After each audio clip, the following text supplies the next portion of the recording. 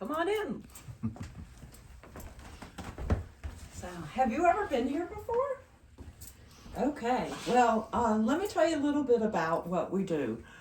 We have the second largest collection of aluminum Christmas trees owned by a public entity in the United States.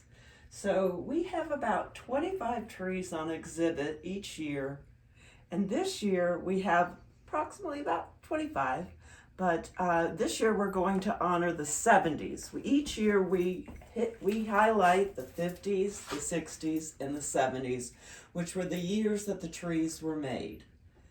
And the heyday for the trees was the 60s. The 70s was kind of the beginning of the end for the trees. And one of the things you might notice in this exhibit is that we are talking about Charlie Brown. Unfortunately, Charlie Brown was one of the reasons that the trees began to kind of slow down. In 1965, Charlie Brown had a great TV movie, and he talked about, and Miss Lucy said, "Oh, I want one of those aluminum trees." And Charlie Brown knocked that down right away. And for some reason, that was really the end of the aluminum tree. So in the 60s, they made over 1 million trees. By the early 70s, they were out of production. But we're going to highlight the 70s in this exhibit. So this is our front room, and we call it the music room. And Brevard is very well known for having music. So this year, we're highlighting ACDC. And we're doing it for 2 reasons. The first reason is black and silver ACDC colors they go so well with the trees. And if you notice with our overhead lights, the trees really sparkle with the black and silver. The second thing is, didn't ask if you were from here, but you may know that Cliff Williams, the bass guitarist for ACDC, which you'll see in this poster over here, Mr. Williams is right here, he actually has a house in Transylvania County. So we feel very honored to have him live in our area. Very nice guy, and we're honoring him this year. So we are having our ACDC room, and it highlights the 70s, so it's kind of fun. The other thing that is a feature in this room is our blue tree. And one thing you might not know about with the aluminum trees, that if the trees have color, they're some of the more valuable trees. And this tree is a blue tree, and it is honoring our military museum, which is downtown Brevard. If you get a chance, you need to go visit it. It's right there next to the courthouse. And they have loaned us all these various patches and from different branches of the service. So this is our military museum, and we're giving it a very special place on this blue tree. Right now we own 3 colored trees, and we'll talk about them in the next room. So another thing that's in this room is some information, and we often ask people if they own a tree. And if you do own a tree, then you get to be a tree owner, and we give you a little sticker. And for those folks that do own the tree, we like to tell them about this area right here, which features 3 books that are reference books about the trees. 2 of them are written by a gentleman by the name of Theron Georges. He's from Fort Worth, and we consider him to really be the expert on aluminum trees. And he wrote these 2 books right here. One is about Everglade, and they're the folks that made the aluminum trees in Manitowoc, Wisconsin. And they're the people that own the largest collection of trees. The second one is about Revlis. They're the people that are known for making so many of the really beautiful colored trees. And just a little tidbit to know is, that's kind of a neat name, Revlis. It's actually silver spelled backwards. The third book is actually all about the aluminum trees, and a lot of it does feature that museum in Manitowoc, which is in a library. And they're getting ready to put all of their trees out, and they call it It's on 8th Street, so that's kind of a fun place to go. But as we mentioned, the 70s, kind of the end of the era, but they've become more popular. So now the trees are getting to be more expensive. But we like to have fun in the museum. So over here is kind of a fun thing at the beginning of our little tongue-in-cheek area of the museum. We call it our wannabe forest. These are sort of not really aluminum Christmas trees. And when we turn the lights out at night, these guys over here hope when we wake up the next morning that they'll be real aluminum trees. Hadn't happened yet, but a little thing that we like to tell people seriously is that unfortunately there are a lot of people out there scamming. And you need to be real cautious of that. So when you look to go buy a tree, oftentimes you go to Marketplace or some of these things. And some of these trees like these are the ones people are selling off as aluminum trees. So we like to educate folks as well. Anytime you have any questions about it, please ask us. If we don't have an answer, we can always contact something like Mr. George's and he can get an answer for you. And unfortunately, we don't have any trees for sale. We get asked that question a lot. But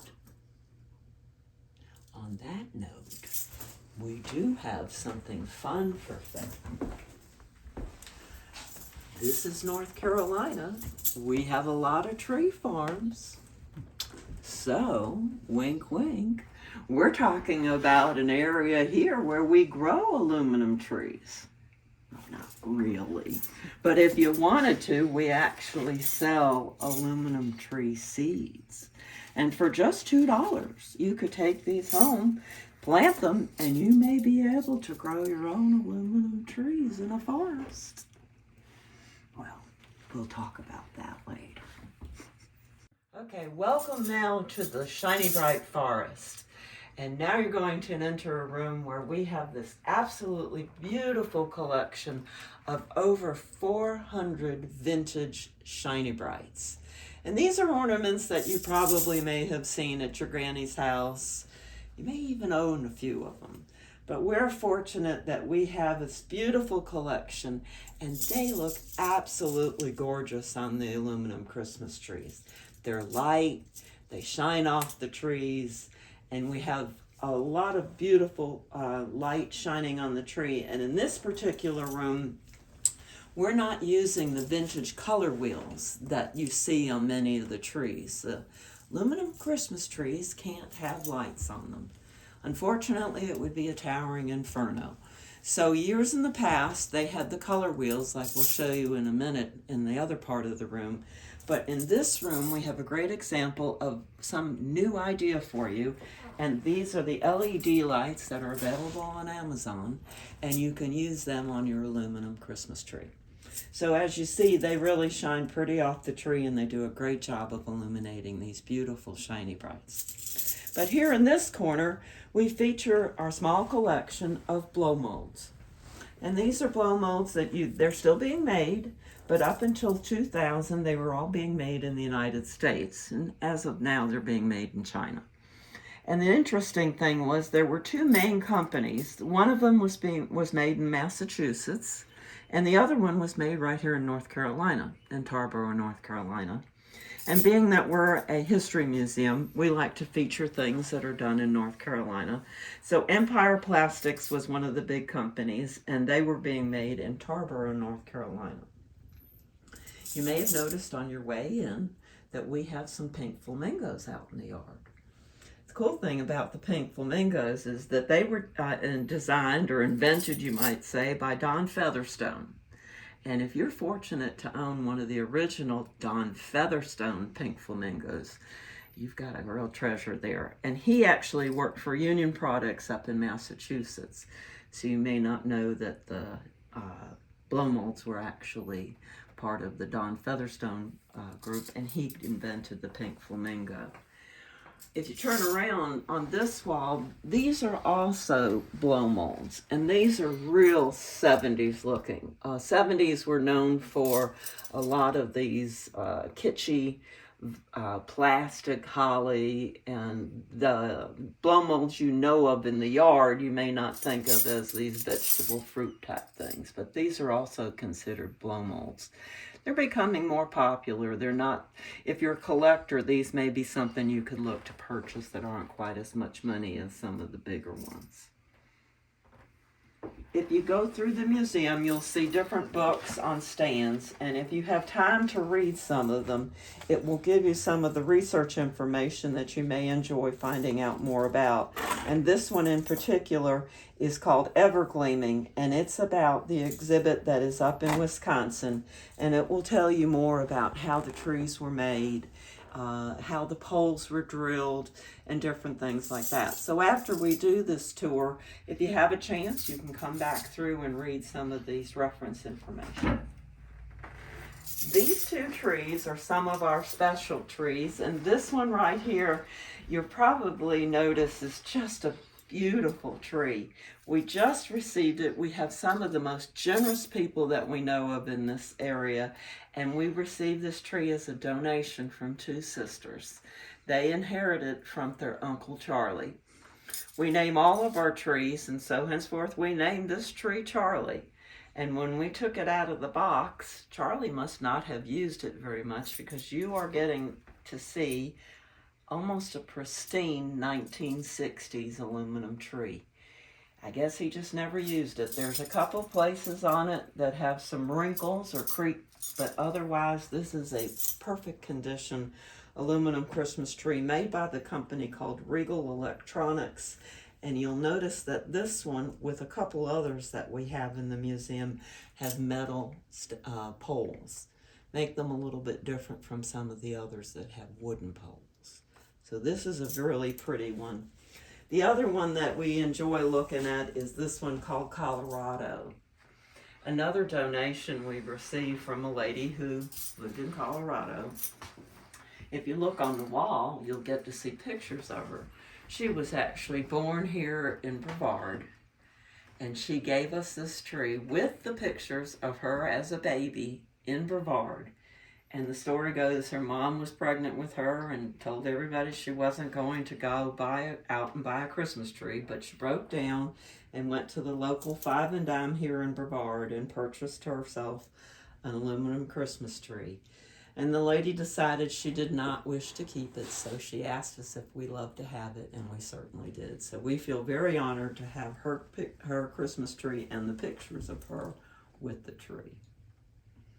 So just a little note, if you notice on all of these trees, they have, I call it a finial, it's not really called that, but you cannot put tree toppers on these trees. They're not strong enough to support the weight, and it's just not something that was done. So we know a lot of people love looking at tree toppers, and that we have a collection that's owned by the president of our board, and she loans them to us each year, and we have them displayed here, and we give you kind of an idea of how you could display them if you enjoy looking at them as well. These are mainly made in Eastern Europe. And just a little tidbit, we started out displaying them in these glasses. Some of them were drink glasses, some of them were for candlesticks. But we found, because we have an old house and our floors kind of creak and groan, that they weren't standing up straight. So these are actually bagel stands or donut stands. So if you wish to display them and you would like for them to stay erect, you might want to think about going and purchasing these lucite stands. But this is a special cabinet for us because we have our most valuable Shiny Brights in this cabinet. If you notice on these ones right down here, the stripe ones that you see here, there's just 3 of them, they actually have paper tops. And what happened was the gentleman who made Shiny Brights, Max Eckert, was a German man living in New York, and his facilities were in New York and New Jersey. But during the war, they were not able to get metal. It was going to the war effort. So they had to use paper for the tops of these ornaments. And these are some of our more valuable ones.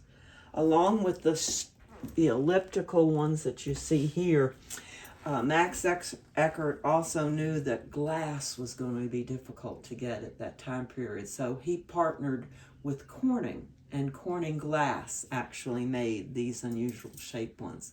So if you have any of those in your collection, you might want to be careful with them.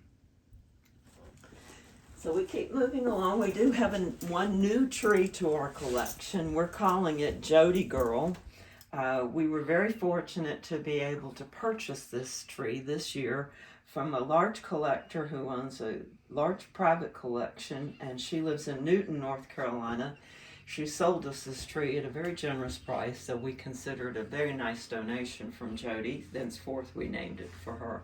This tree is one of our third color trees. It's gold and silver. It's a Pico. It's manufactured by Pico. And the purists, the folks in Manitowoc, the people who have large private collections, do not decorate their trees. They don't want those little pieces to fall off. They don't want to put the hooks on the tree. So we're honoring that for them, and this tree has no decorations on it. We decorate our tree, but we would probably break all the rules. But this is how you would see it if you saw... if you go to see a private collector or the folks in Wisconsin. So we just show you an idea of how it might look. Some of also what you see here are some pictures, period pictures of people with their aluminum trees, and we love donations. We take donations of any kind, and one of the things we especially like when people bring us pictures with their trees. So if you have one, stop in and bring us a picture, and we'll find a home for it on the wall. Again, we give you ideas on what you can do with your ornaments. Some of them you can hang in the window. Some of them you can put in glass vaults. And unfortunately, every year we have an accident or two. And when they break, we never throw them out. We put them in these soda glasses. And so we keep even broken ones. So if you have an accident and you make a mistake, because most of the time these ornaments were kept in hot attics, which was not the best environment for these ornaments. You have to figure they're made in the 40s. You know, they're getting to be kind of old. So they were getting very brittle. We suggest never putting them in your attic, but if by chance you do break one, don't throw them out. Display them anyway. No one will ever see the back of them where they may have broken.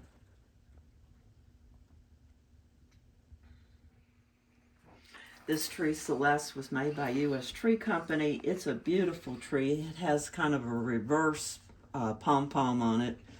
One that when you're putting away, you need to make sure you put it in the sleeve the right way so that it doesn't get messed up. Another donation tree we call Brevard. A lady found it when she moved into her house, and she found it in the attic. It's unique because it does actually have a tree topper.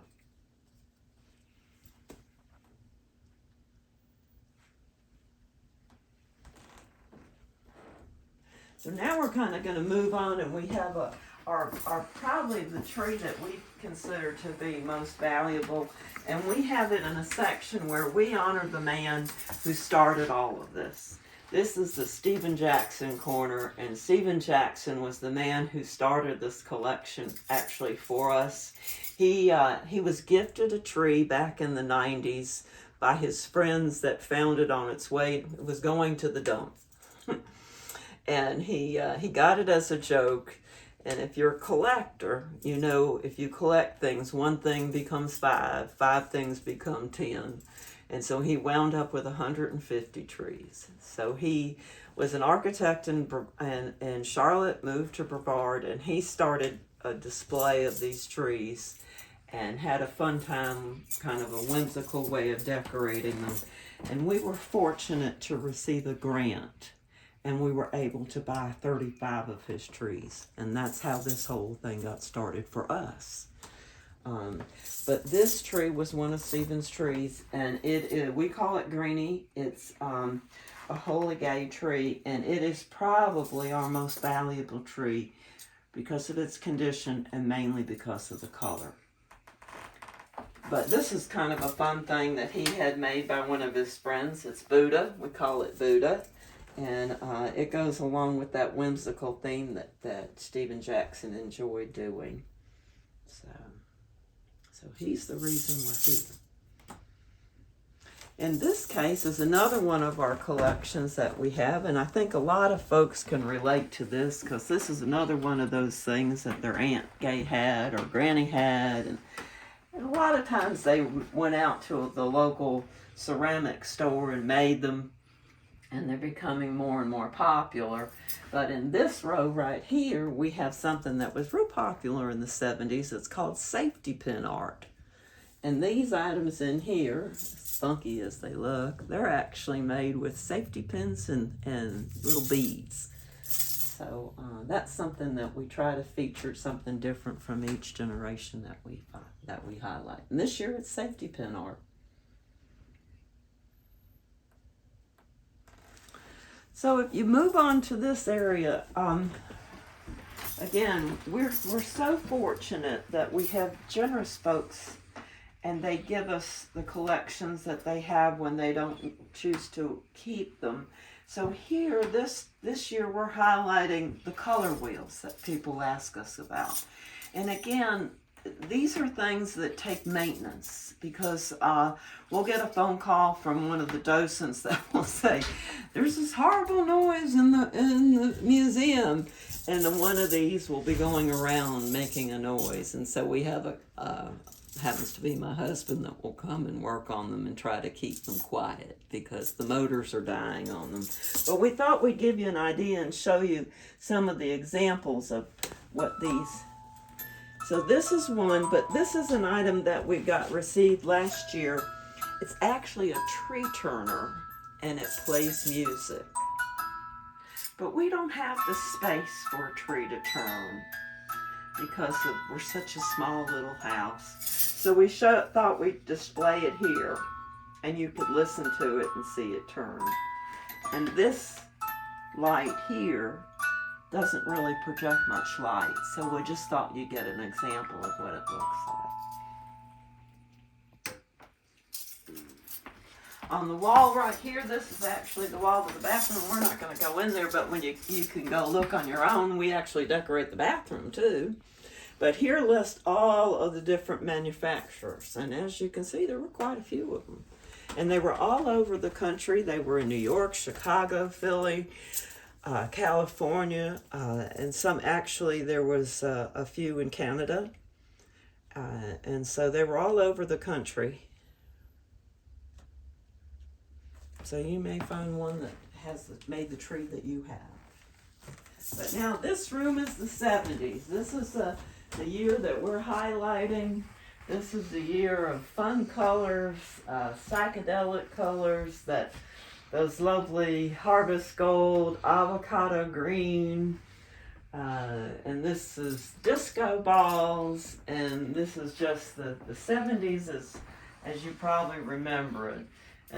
And so in this case, we have those things that you can say, oh, I remember it, or gee, I never want to see again. But fondue pots were hot in the 70s. Polyester was very big. Macrame. These are some patterns with fashions that were made in the 70s. One thing I found interesting was that when we purchase items that we look for to put in our museum, we look for things that don't have UPC codes, because we found out that UPC codes were actually created in the 70s. They became more popular in the 80s and 90s, but that's one way that we date things that we find out.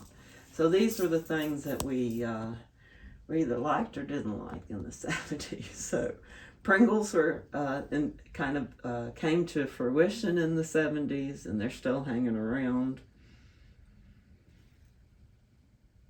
The other thing that you see a lot of, for some reason, in 50s, 60s, and 70s, I guess people didn't really like fireplaces, didn't have them, but they had cardboard fireplaces. So we have a very creative man that helps us out, and he created this cardboard fireplace for us. And on the shelves above it, you'll kind of see what you would normally see in a house at this time period on a mantle.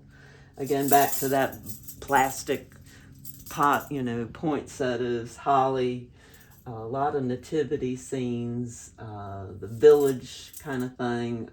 So this is sort of a typical house in the 70s, what you might see out on the mantle. And over here we have another one of those kitschy kit type things that lots of folks made, and these are pin art. They do with little teeny straight pins and beads, kind of sparkly things, and they're all made on, very interesting, on satin balls. And this room, we try to talk about each year about the satin ball, because again, that's something that was made right here in North Carolina. And it was made by a company called Roush Industries, and a gentleman by the name of Marshall Roush. His company, which was, they used to sell under the name of either Roush Industry or Pyramid in Gastonia, North Carolina, up until about 1995. They sold about over $50 million worth of ornaments. And the interesting story about this particular satin ball is that he was approached by Bill Spiegel and in the early 60s, and with the idea of making this satin ball for Spiegel. And Mr. Roush had no idea how to make it, but he figured it out with one of his engineers in the factory. And they wound up making well over $1 million a month. And the satin ball was a perfect ornament for the aluminum Christmas tree. And if you notice this one here with the light shining on it, it shines really nice off the tree. It's lightweight because these limbs, each one of the limbs you have to put in these trees, they all fall out very quickly. But the satin ball and the aluminum tree were just a perfect combination. So Roush Industries really did a great job for highlighting that, and that satin ball was very popular, and Mr. Roush was instrumental in making that come to fruition. So they also made glass ornaments. And an interesting thing is that we found out in speaking to Mr. Roush's daughter was that most of the Christmas ornaments in this country were made by Jewish families. So for that reason, we highlight those folks who celebrate a multicultural holiday. And we have a tree here that was donated by a family in Asheville that did just that. And this is not actually an aluminum tree, but a replica. And they gave us this tree after they decided their grandchildren didn't want to have a tree up anymore. So we sort of celebrate those folks that celebrate Hanukkah and Christmas. So we honor those people that have a multicultural holiday. So. But this is a fun room. We tried this. This room switches out. Next year we're going to do 50s, so you'll see 50s inspired things. But this year is that fun, funky 70s. You can get your disco going on in this room. But that gives you a little bit about what we do here at the museum. We get very excited to have folks come visit from all over. So we ask people, if you could, to please take a pen and put it in from what state you visit or what city you've come from. We appreciate everybody that comes to visit us, visiting the museum, and making a donation to the museum is how we allow us to keep our doors open through the rest of the year. We ask everybody to tell as many people as you can that you were able to come see us, and invite them to come back and visit us. We're stay open until the 17th of January. They can visit us on Facebook and learn more about it. We're open from Thursday, Friday, and Saturday from 12 noon to 4 o'clock. We're right down here on West Main Street, just past the post office. We're in kind of a setback from the street in an old 1890s farmhouse. We're small, but we think we give you a fun, funky experience for Christmas. So we appreciate you coming to visit, and hope that you come back again. and tell all your friends to come see us.